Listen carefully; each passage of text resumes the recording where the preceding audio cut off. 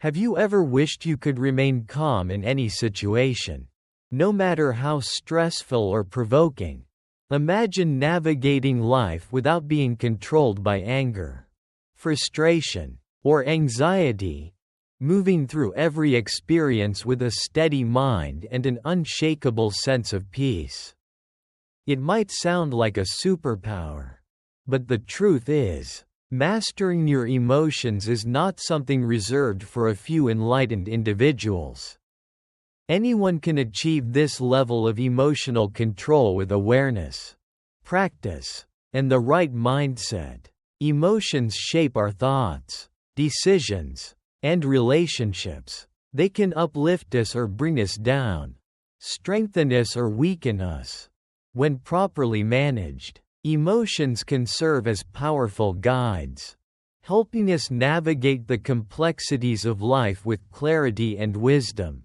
However, when left unchecked, they can turn into destructive forces, causing unnecessary conflict, regret, and suffering. This book will guide you on a journey to mastering your emotions. You will learn how to recognize and process your feelings, develop emotional resilience, and cultivate a mindset that allows you to remain calm in the face of any challenge. We will explore the science behind emotions, practical techniques to control them, and inspiring real-life examples of people who have transformed their emotional responses. By the end of this book, you will have the tools to take control of your emotional world. No longer feeling like a victim of circumstances but rather the master of your inner state. This journey will not only improve your personal well-being but also enhance your relationships, decision-making, and overall quality of life. Part 1. Understanding Emotions. Chapter 1. What are emotions? Emotions are an integral part of human existence. They color our experiences, shape our interactions, and influence every decision we make. But what exactly are emotions? At their core, emotions are complex psychological and physiological responses to external and internal stimuli. When we perceive something as a threat, our body releases stress hormones, preparing us for fight or flight. When we experience joy, our brain releases dopamine, reinforcing pleasurable experiences. Some people see emotions as a weakness, but this is far from the truth. Emotions serve a vital function. They help us adapt, survive, and thrive. The key is not to suppress emotions but to understand and manage them effectively. Take the example of two individuals facing the same challenge at work. One person reacts with frustration and anger, lashing out at their colleagues, while the other takes a deep breath, assesses the situation, and responds with a calm and constructive attitude. The difference lies in their ability to regulate emotions. Throughout this book, we will explore how you can develop this ability and use it to your advantage. Chapter 2. The Science of Emotional Reactions. To master emotions, we must first understand how they work. Emotions are not random. They are driven by brain chemistry and neurological processes. When we encounter a situation that triggers an emotional response, the amygdala, the part of the brain responsible for processing emotions, activates. It sends signals to the body, triggering physical changes like an increased heart rate, muscle tension, or a rush of adrenaline. This process happens almost instantly, which is why we sometimes react impulsively before thinking. However, the prefrontal cortex, the rational part of the brain, has the power to regulate emotional responses. This is where emotional intelligence comes in, the ability to pause, reflect, and choose a response instead of reacting impulsively. By training the brain through mindfulness, self-awareness, and emotional exercises, we can strengthen the prefrontal cortex and develop better control over our emotional reactions. Chapter 3. The impact of emotions on our lives. Emotions influence every aspect of our lives, from relationships and work performance to mental and physical health. Uncontrolled emotions can lead to conflicts, poor decisions, and even health issues like high blood pressure and chronic stress. On the other hand, mastering emotions can lead to greater happiness, better relationships, and increased resilience. Consider the case of a professional athlete. In a high-pressure game, their ability to stay calm and focused under pressure determines their success. The same applies to our daily lives.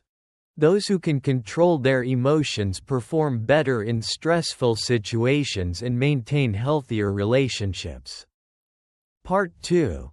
The Power of Emotional Control. Chapter 4. Why we struggle with emotional control.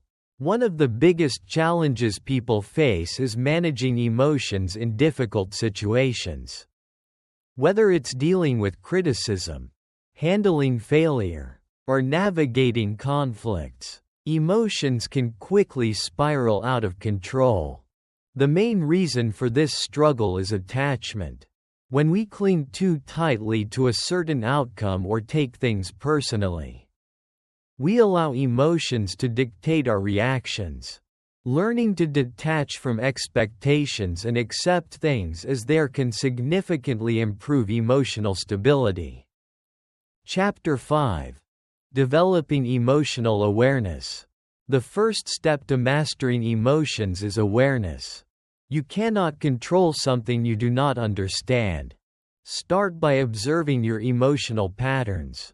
When do you feel anger, frustration, or anxiety? What triggers these emotions? Keep a journal to track your feelings and analyze the patterns over time. A powerful exercise is the "name it to tame it" technique. When you feel overwhelmed, pause and name the emotion. I feel angry, or I feel anxious. This simple act activates the rational part of the brain and reduces the intensity of the emotion. Chapter 6. Techniques to stay calm under pressure. There are several techniques to cultivate emotional control. Deep breathing. When you feel overwhelmed, take slow, deep breaths. This signals the brain to calm down and reduces stress hormones. Mindfulness meditation. Practicing mindfulness helps you become more aware of your emotions without being controlled by them. Reframing the situation. Instead of seeing a challenge as a threat, view it as an opportunity for growth. Chapter 7. The Power of Emotional Detachment. Emotional detachment does not mean suppressing feelings but rather observing them without getting consumed. Imagine watching your emotions like clouds passing in the sky. Acknowledge them, but let them go. A real-life example is the story of a monk who was insulted by a passerby. Instead of reacting with anger, he simply smiled and asked, "If someone offers you a gift and you do not accept it, to whom does the gift belong?" The answer is clear. The negative energy remains with the giver. Part 3. Transforming negative emotions into strength. Chapter 8. Transforming anger into power. Anger is a natural human emotion. It is neither good nor bad. It is simply a response to feeling threatened, disrespected, or frustrated. However, the way we handle anger determines whether it becomes a destructive force or a source of strength. Consider the story of Nelson Mandela. After spending 27 years in prison for his resistance against apartheid, Mandela had every reason to emerge full of rage and bitterness.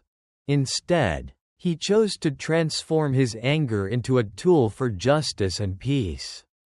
He once said, "Resentment is like drinking poison and then hoping it will kill your enemies."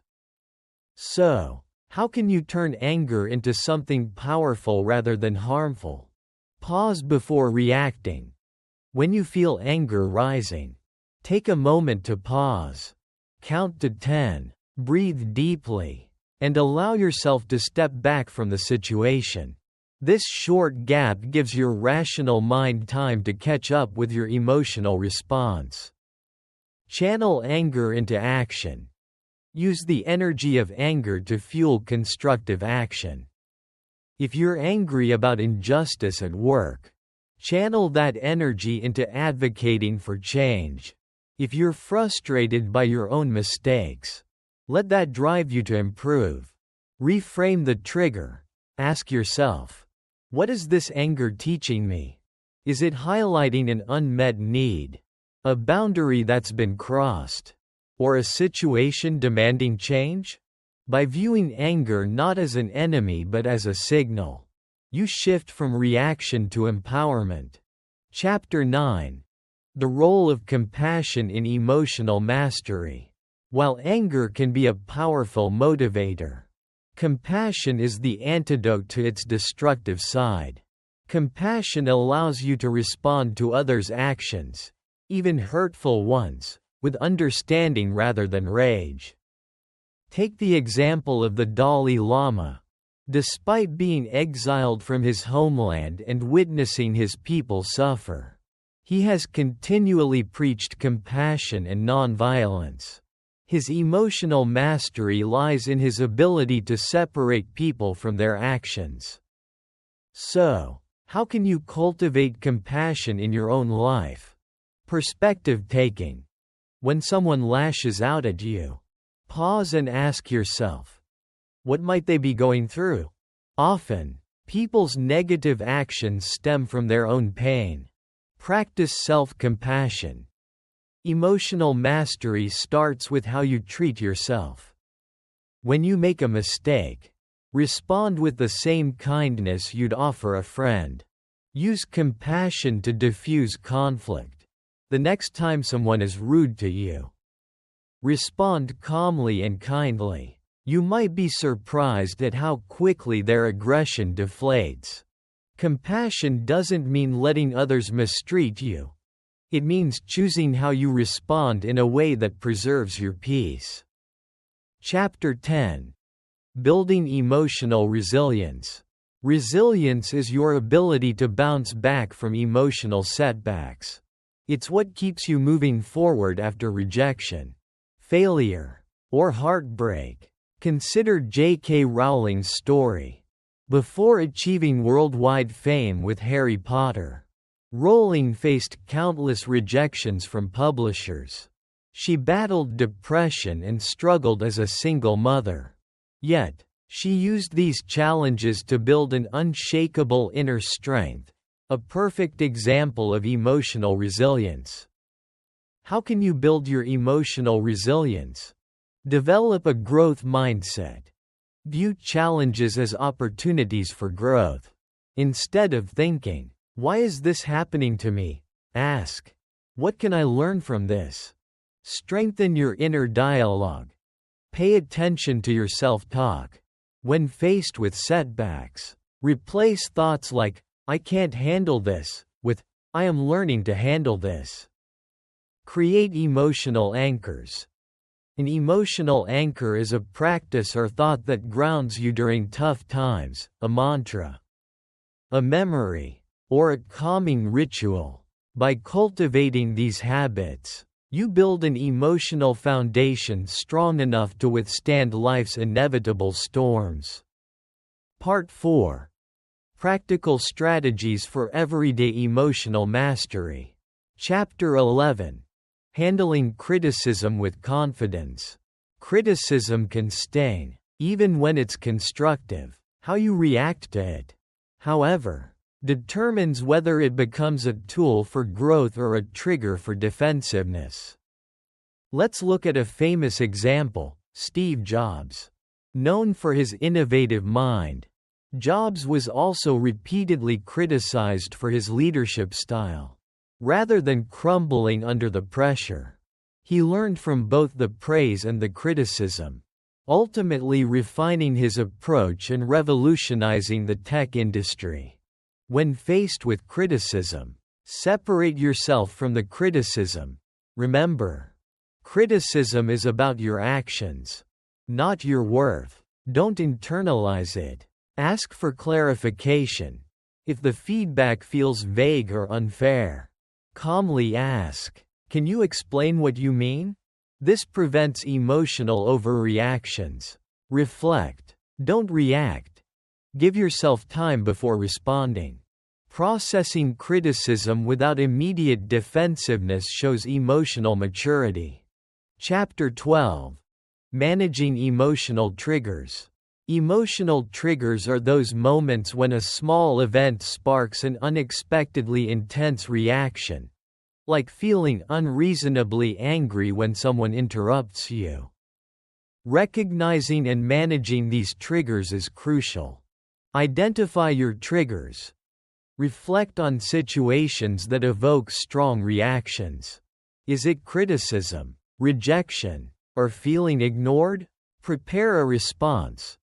Once you know your triggers, create a plan. For example, if criticism triggers you, prepare a mental script. I hear you. Let me think about it and get back to you. Reframe the experience. Remind yourself that the trigger is about past experiences, not the current situation. Ground yourself in the present. Chapter 13.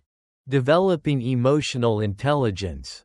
Emotional intelligence, EQ, is the ability to recognize, understand, and manage your own emotions while empathizing with others. Studies show that EQ is a greater predictor of success than IQ. Practical ways to boost EQ. Self-awareness. Check in with your emotions throughout the day. Ask yourself, what am I feeling right now? Empathy. Practice putting yourself in others' shoes, even when you disagree. Active listening. Focus entirely on the speaker without forming a response in your head. This prevents emotional miscommunication. Conclusion. Becoming the master of your inner world. Mastering your emotions is not about suppressing or avoiding feelings, it's about understanding, processing, and responding to them in a way that aligns with your values and goals. Imagine standing in the middle of a storm. The wind howls, the rain lashes against your skin, but at your core, you are steady and calm. This is emotional mastery, not the absence of chaos but the ability to remain centered despite it. By building emotional awareness, channeling negative emotions into positive action, and cultivating compassion and resilience, you become the master of your inner world. The journey doesn't end here. Emotional mastery is a lifelong practice, but every step brings you closer to peace, strength, and clarity. Starting today, embrace every emotion as a guide, not an enemy. Let anger push you to act with purpose. Let fear remind you of what you truly value. Let joy inspire you to share your light with the world. You are not a prisoner of your emotions, you are their master.